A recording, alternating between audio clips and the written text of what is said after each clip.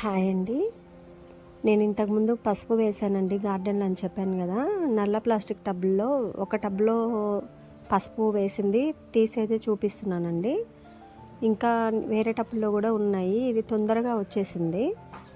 So ఒక 2 పసుపు గడ్డలే నాటానండి. అయితే వీటిని కంప్లీట్గా తీసేయొద్దండి, రిమూవ్ చేయొద్దు. ఓన్లీ గడ్డల వరకు తీసుకొని రూట్స్ ఉంటాయి కదండి, రూట్స్ చిన్న చిన్న పిలకలు ఉంటాయి, వాటిని అట్లనే ఉంచితే మళ్ళీ నెక్స్ట్ ఇయర్ కూడా పిలకలు వచ్చేస్తాయండి. నేను ఇది ఇట్లా కంటిన్యూగా 5 ఇయర్స్ నుంచి చేస్తున్నాను. ఒక్క టబ్లో వచ్చేసి ఒక 1/2 kg వరకు వచ్చిందండి.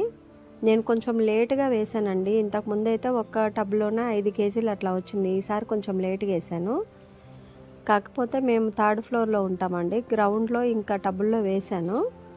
అవి వీడియో తీసి పెడతాను. అవి తొందరగా రాలేదండి. ఓన్లీ వచ్చిన వరకే చూపిస్తున్నాను నేను. దీనికి ఎట్లాంటి ఫెర్టిలైజర్స్ ఏమీ వేయలేదండి. న్యాచురల్గానే ఓన్లీ మట్టి అండి. రెడ్ సాయిల్లోనే వేసాను. ఒక 2 కొమ్ములు నాటాను. అవే కంటిన్యూగా ఇయర్ మొత్తం కూడా వస్తూనే ఉన్నాయి. దాదాపు 5 ఇయర్స్ నుంచి తీస్తున్నాను. మీకు వీడియో కోసం మాత్రం ఒక చేత్తో తీస్తూ ఒక చేత్తో వీడియో తీసుకుంటున్నానండి. ఒక 1/2 kg మందం వెళ్ళాయి. మొత్తం తీసేటప్పుడు కింద టబ్బుల్లో కూడా తీసేటప్పుడు నేను వీడియో పెడతానండి. రూట్స్ ఉన్నవి మనం అలాగే ఉంచుకుంటే మళ్ళీ మనకి వర్షాకాలం వచ్చినప్పుడు అవి మొలకెత్తేసి మళ్ళీ పసుపు వస్తూనే ఉంటుందండి. అంటే ఓపెన్ ప్లేస్ ఉందండి కింద, గార్డెన్లో కాకుండా బయట కొంచెం ఉంది, దాంట్లో కూడా వేశాను నేను.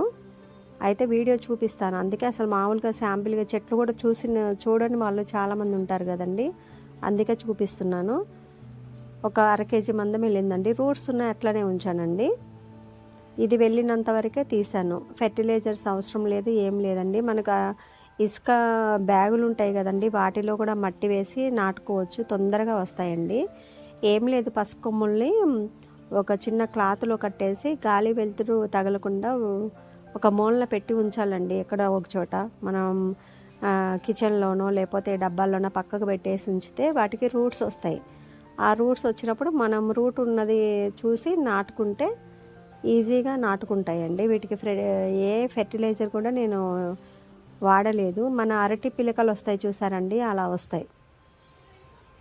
5 ఇయర్స్ నుంచి ఇట్లా కంటిన్యూగా వస్తూనే ఉన్నాయి. ఒక్క సంవత్సరమే నేను మీషోలో తెప్పించేసి గడ్డలు వేశాను.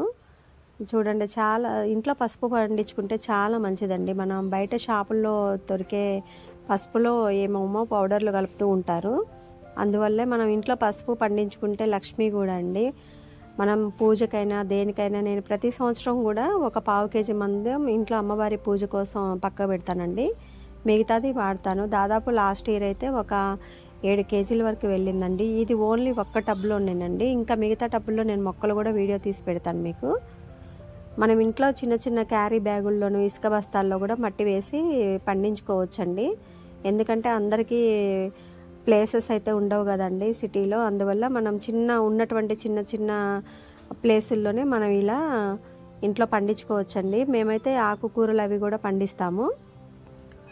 సో చిక్కుడుకాయలని తీగలు టబ్బుల్లోనే పెట్టానండి. మా గార్డెన్ అంతా ఒకసారి వీడియో తీసి పెడతాను. సో ఓన్లీ పసుపు చూపించాలన్న ఉద్దేశంతో మీకు ఈరోజు చిన్న వీడియో అయితే చేశానండి. మీరు కూడా పండించండి. ఇలా పసుపు ఇంట్లో పండించుకుంటే చాలా మంచిదండి. సాధ్యమైనంత వరకు ఇంట్లో, వితౌట్ కెమికల్ కదండి. So thanks for watching.